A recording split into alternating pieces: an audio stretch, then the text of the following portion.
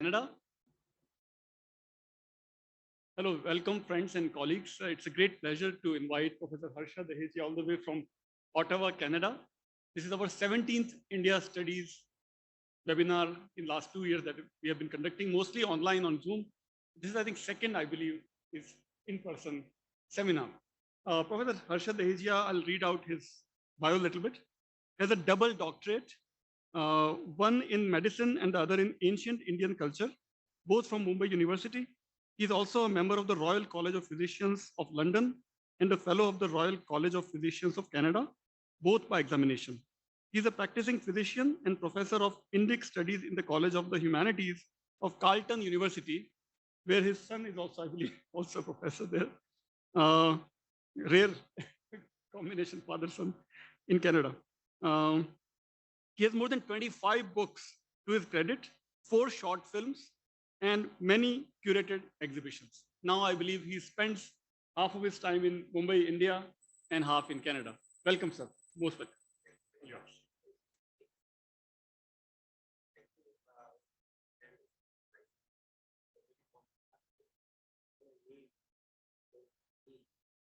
That I'm a student and an ongoing student.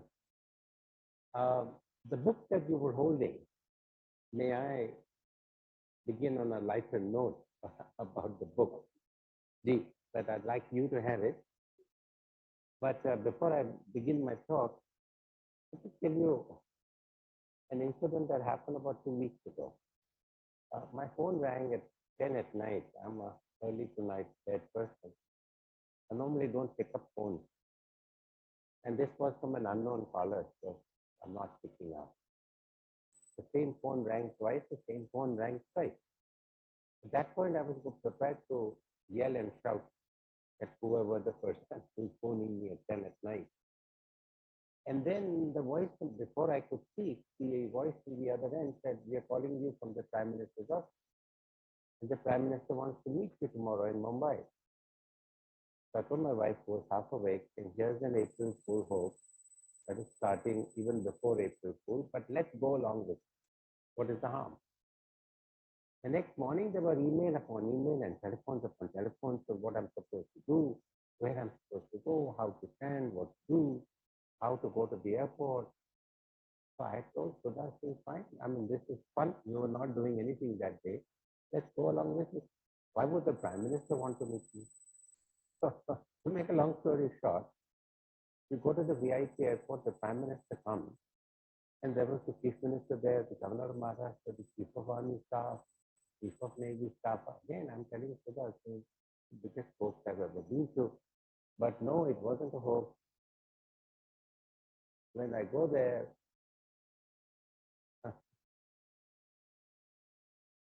this is what I find. The Prime Minister waiting there with his book of mine, which I've just given to his time, talked to me in Gujarati about why I wrote the book and how nice it is and so on and so on. And I was mesmerized both by the event and by his look. Let me tell you, outside politics, when he looks at you, you're completely mesmerized. This man has a mesmerizing look. He locks your gaze. So that's the little aside, if you like. So let me get into my talk. And I want to begin by saying that this is by no means complete work. It's absolutely a work in progress. And therefore, I'd like whoever is here, and can the people on Zoom interact? They can send a question. And would I hear that? Yes.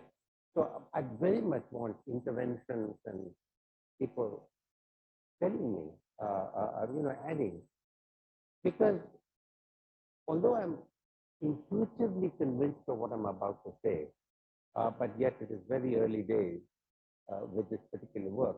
And what I want to do in this presentation is to make a point that aesthetic Saundarya Mimamsa or Saundarya Shastra Saundaryavada, whatever you want to call it, is essentially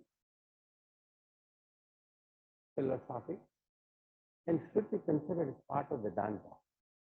That is the pitch that I'm going to make, and why I'm sure we will see how it proceeds. And why Vedanta? Because even though there are a number of darshanas, or philosophic systems, in the Indian/Hindu tradition, uh, Vedanta is the mainstream for a number of reasons.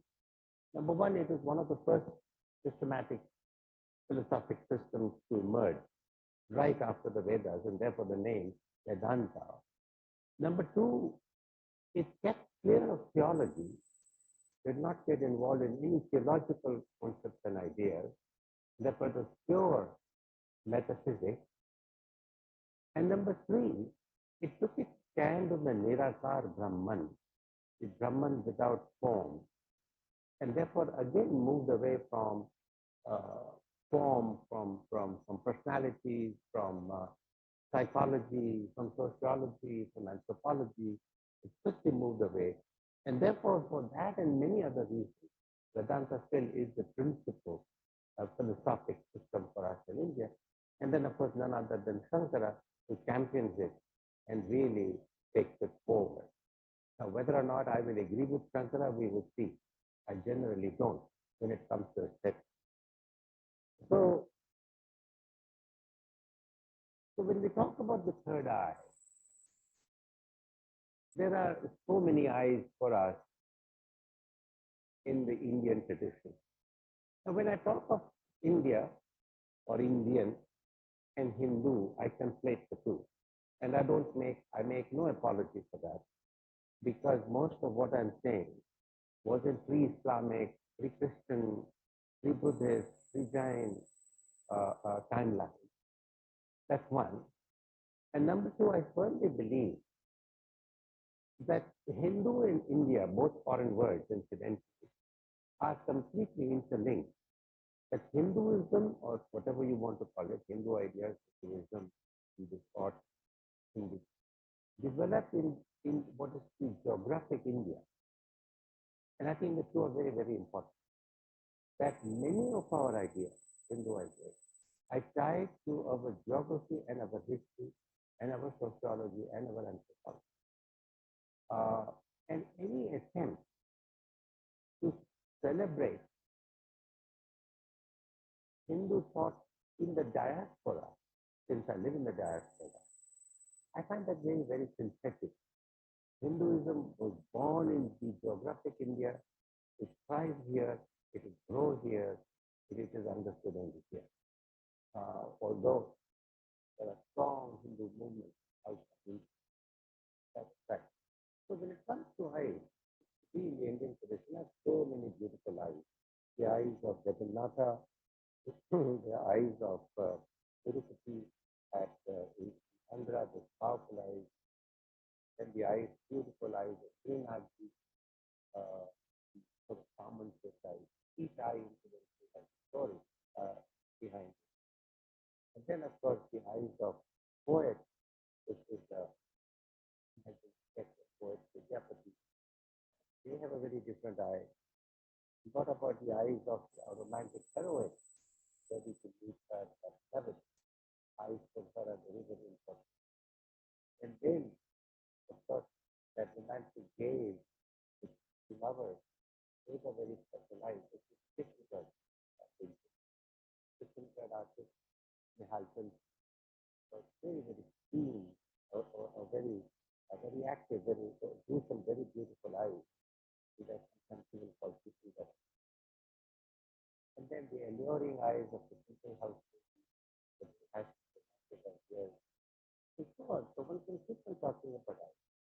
But that is not what I'm going to talk about. I'm going to talk about the third eye. And what is the third eye? Not the eye of Shiva that I'm going to talk about. But I'm going to talk about the third eye. It teaches us to Satyam, Sundaram, Param. But can you see Satyam, Shivam, Sundaram? accent in Indian, it's wrong. Satyam Shivan Sundaram, point by Rabindranath Tagore, for copies from the British school, and his beauty, truth, and goodness. A better thing comes to think of is that Satyam, as a trinity, as I would say, Yoga, he, Satyam Sundaram Marana. The concept of Marana is very, very important. We also talk because the minute we talk about Marana, we are talking about remembrance of what you have forgotten,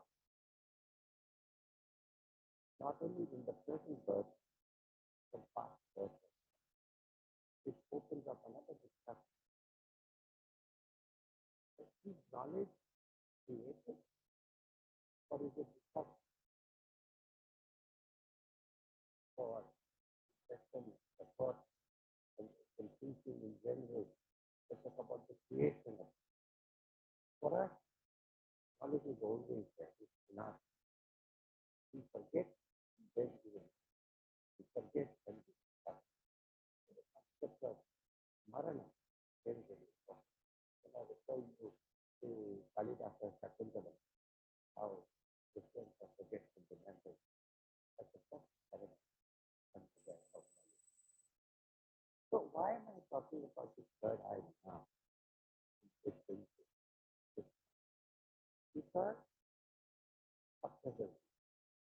Number one, art historians let me say that I love art historians as human beings and my family, but I don't agree with them. So academically, they are bad person that I'm aware of. Because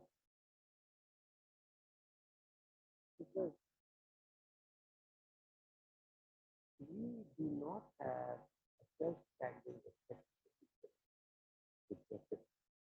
Our aesthetic tradition which begins on a strong note with art in Africa and develop is free, but we were never able to tie it as one self-standing. And it is because of that that in the 19th century, when the colonial master came to India, either understand or try to understand Indian art, they took hold of the whole art world, Indian art, and I'm afraid they hijacked it. Totally hijacked it. Took it away from philosophy, took it away from other people, developed the whole art history. So that thinking, even science contemporary, Kumaraswamy made a valiant attempt to rescue art from art historians. I think this is good. And it will become to our present time a couple of upsides.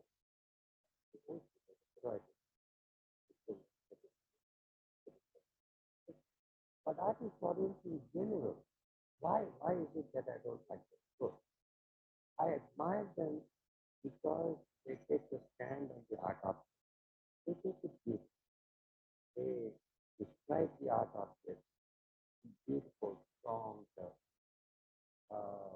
They're like archaeologists who dig something from the past,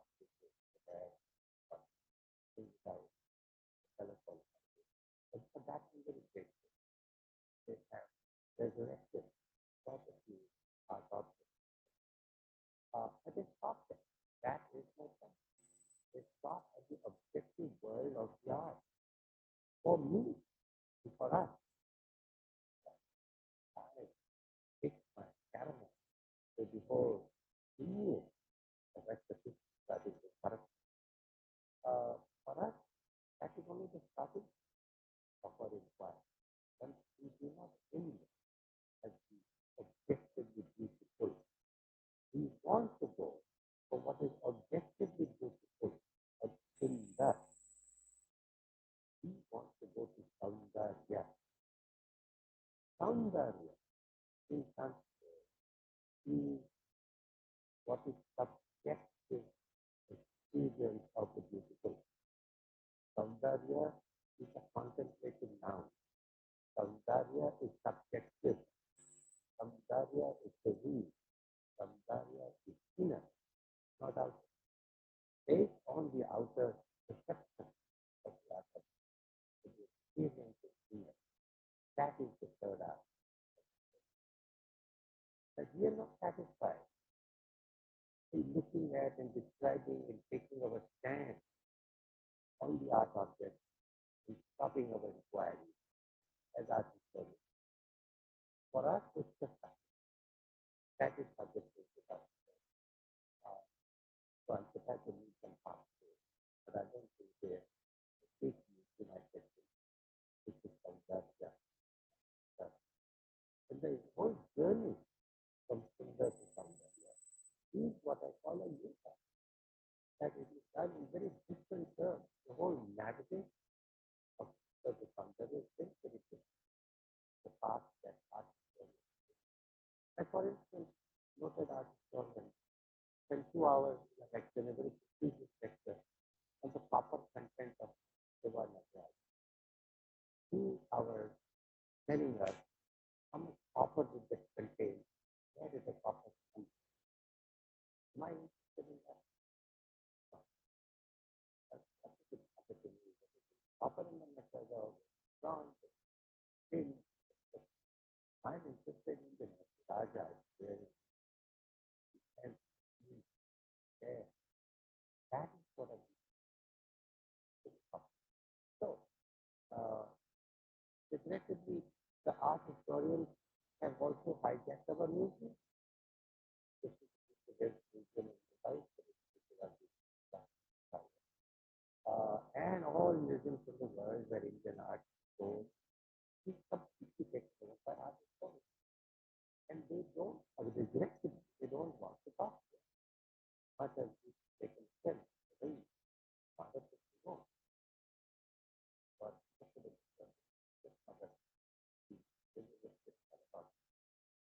so I'm fighting a rearguard battle. Even in my own museum, where I spend a lot of time. And then as if it is not enough. It's just for our friend.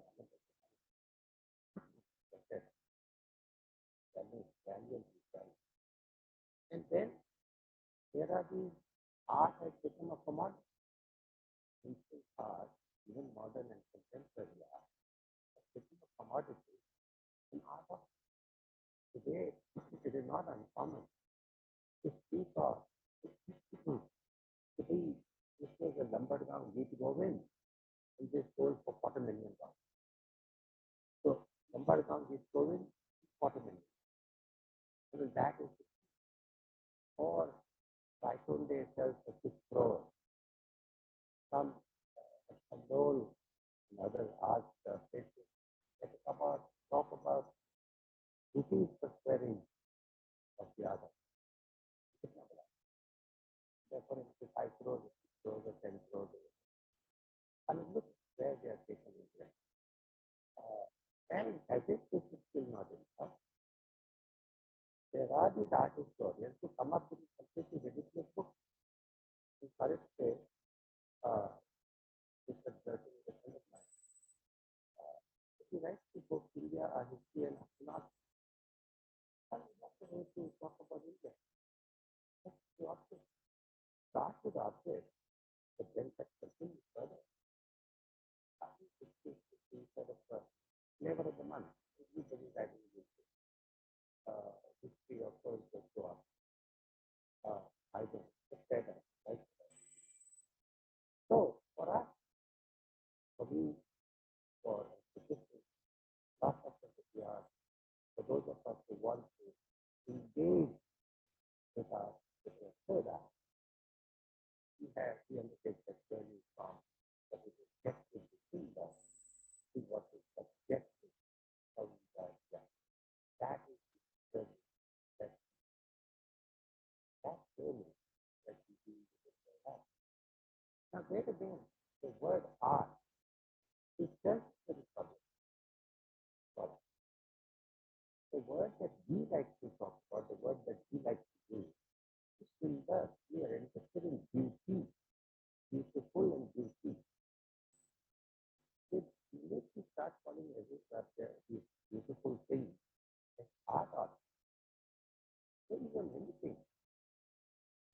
once the journey stops, it's an art. It's great as an art. But when you call something beautiful, it is what faster for us. The journey is considered to come. And therefore, although we use the word art, what's true is there now in the book. That's consideration. But the next word is in that the beautiful and beauty. That these are the points of it. Now, so therefore it is the third eye where the sakar becomes the nirakar. If you get stuck at the sakar, you are not going to progress. That sakar is beautiful, but the sakar must become nirakar for us to understand what it is. Yeah.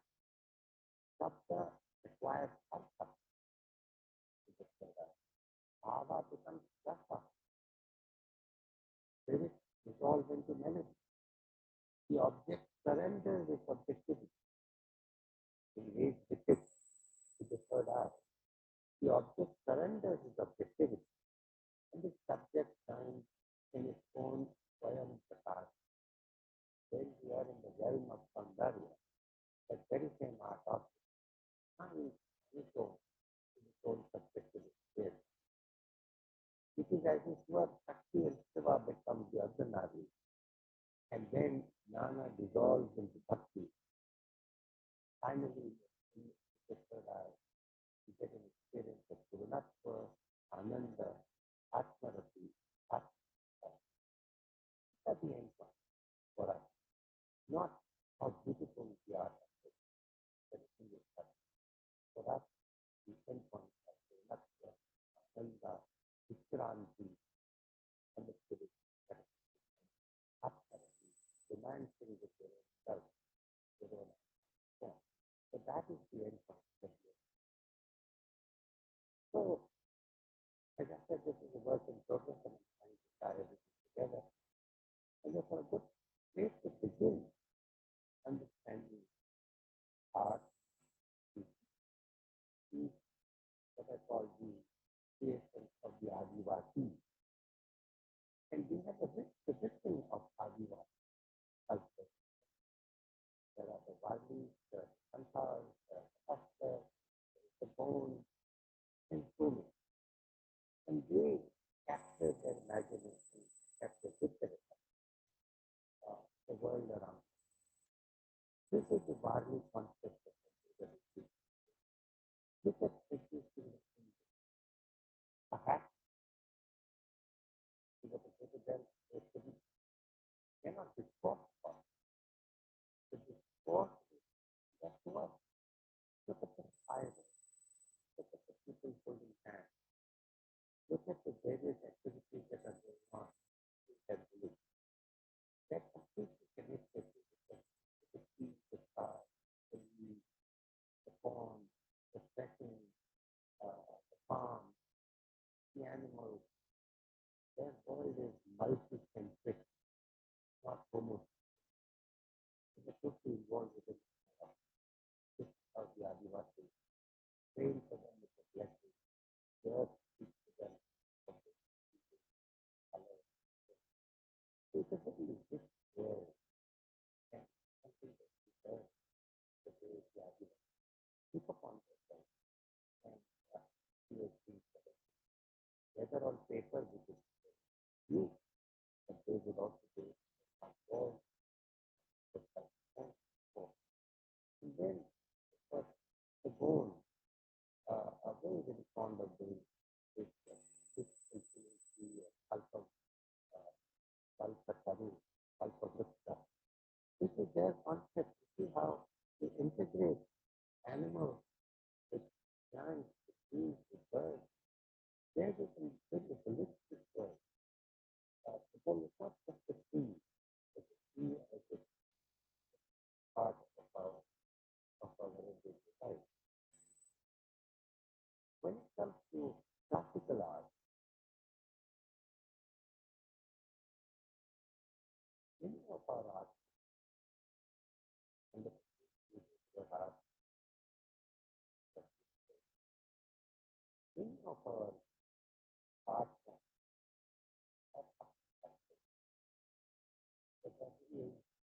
that is style, and they're derived from that you know the well, which is the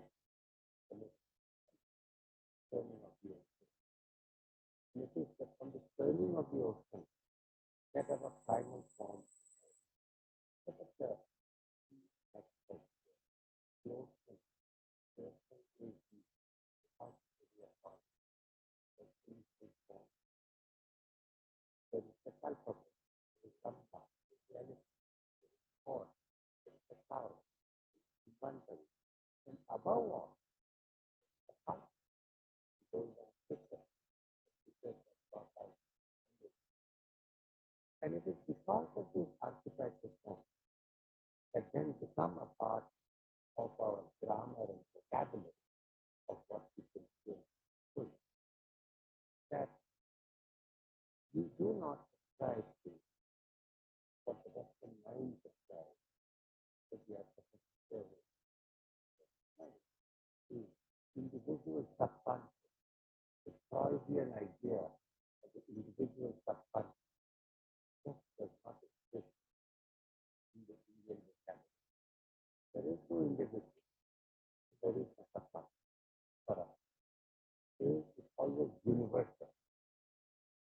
It is always unconscious. That is the Indian worldview. And therefore, Dr. Harsha once told me that we have only two enemies in the Indian vision.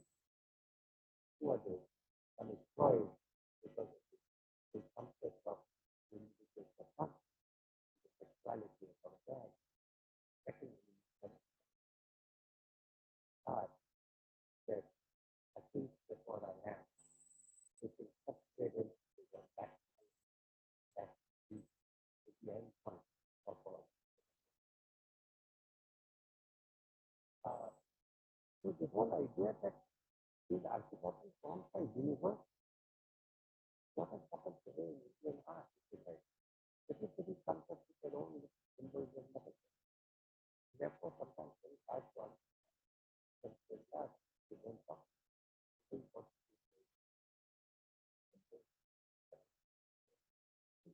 In Indian art, we don't have to because it's like for instance, the collector, wherever it is, whether it is in Jamini Roy, whether it is south, whether it is this collector is present, it is the image of Ganga holding the collector, whether it is present in this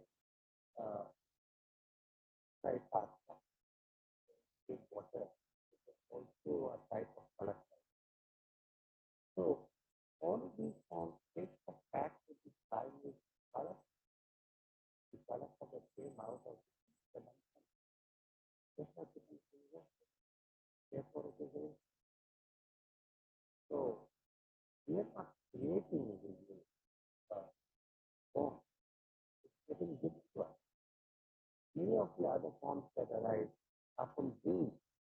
The dream of Pimpala, from there, it becomes then forms of the dream, so-called Artha. Then, of course, the Kalpavruta and the whole many images, many ideas of woman in the sea. So many things come out of it. Woman holding the branch of a tree, the Salabanjika. Because mother was holding the Sala.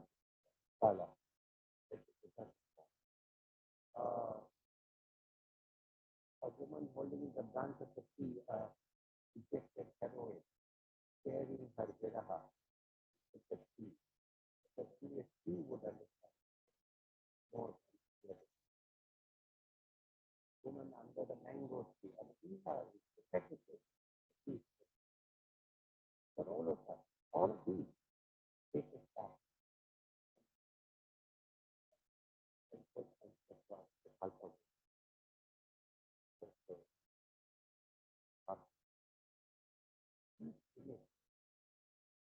Again, for the third eye, The art historians is not so much concerned about the woman holding the gun,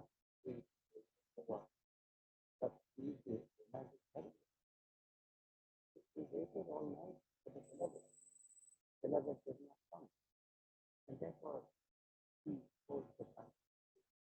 Their son leaves the gun. And that's the close to the look at the resonance in the tree. All of that happens at the level of so-called third eye. And again, of course, it's alphabet. It morphs into so many different forms. Depending on who is using it. The bone on the left, the colonial on the right. And again, how this whole primal forms of ours interact with the world outside. The whole concept of the colonial alphabet is interacting with the Chinese and the Persian, then it is taken over by British portrait, British structure, form of the alphabet of the colonial. Comes from the Alam 4, Alam 4.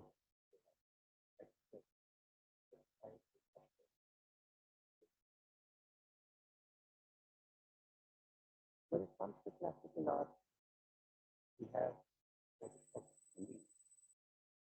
Unveil means resonance. Unveil means an extended message. And much of our art is metaphoric. And unless you understand the metaphor,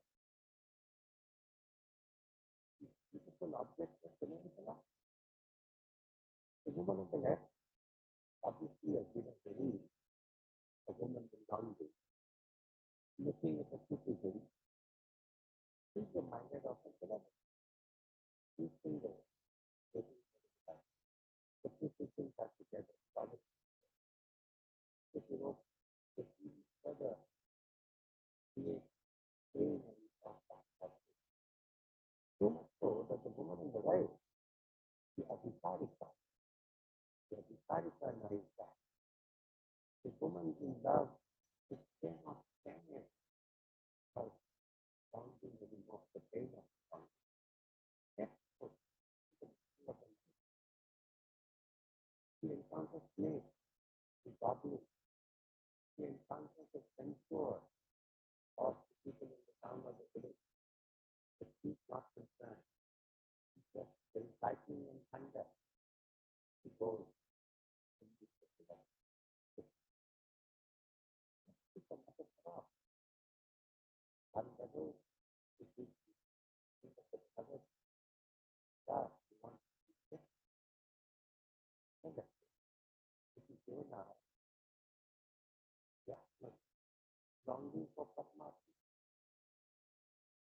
At the third level, it is the Parakia. It's called the Parakia. Love of another self, and love of another self. That is Parikali. Our love of quote unquote God is adultery. Because we are in this concern, in this world. We have to kind of escape like this Parikali to be with our life. Because we cannot give up our body. So, next sort of in this one single image, this Parikali. How can we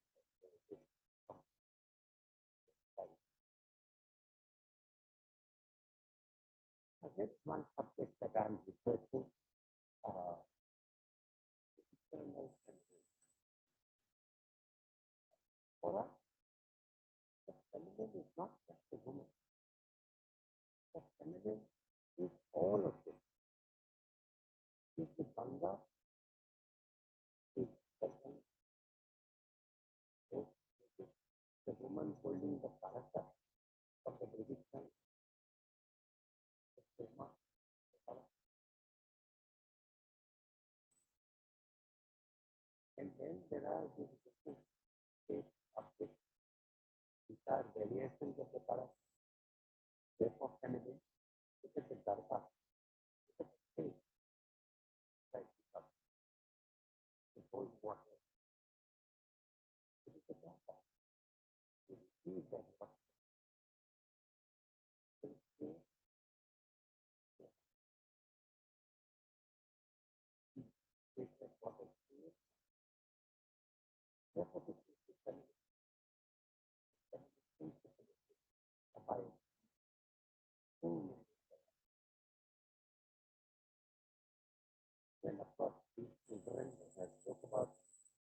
The woman on the right is a yakti.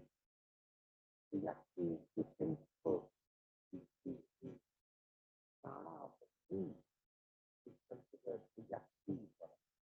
It resides in tree. Feminine principle, yes, eternal feminine. When we talk about the feminine, we're not talking about but practically understood.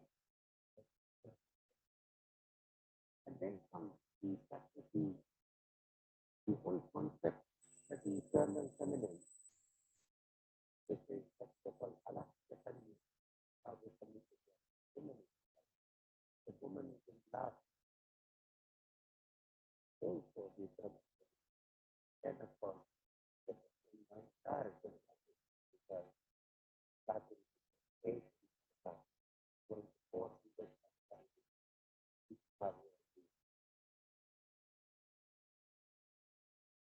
So again, this opens up another way of speaking for us. A woman is practicing. A woman is an intermediate between mankind and God. Again, it opens up so many things. The Vedanta is Tantra, right? The woman is and the whole idea that practically understood as a woman is an intermediate. And again, this is so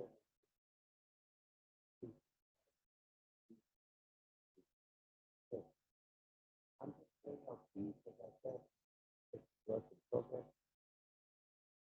But for the Pura Sundari, beautiful women from Patan, that been to Patan, you will know how many hundreds of children, or even in Jaipur. Now, let's talk about faith. What did you know? How did you see faith? Miniature artist. The faith started with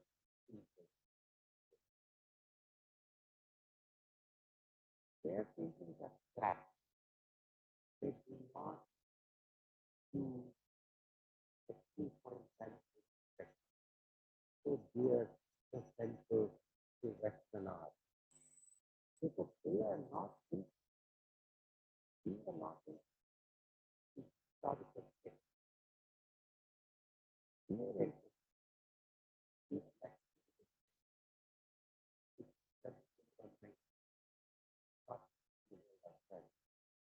that metaphysical space by your faith, which demonstrates ethics, because it can die upon the picture of the whole is the die.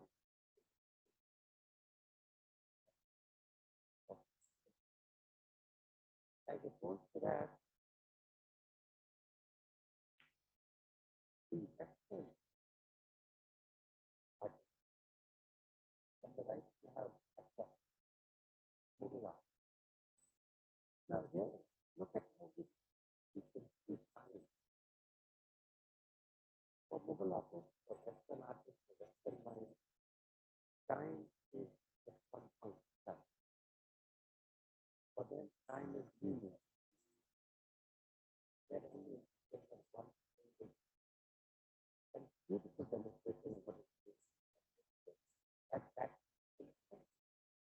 on the other hand, for example, so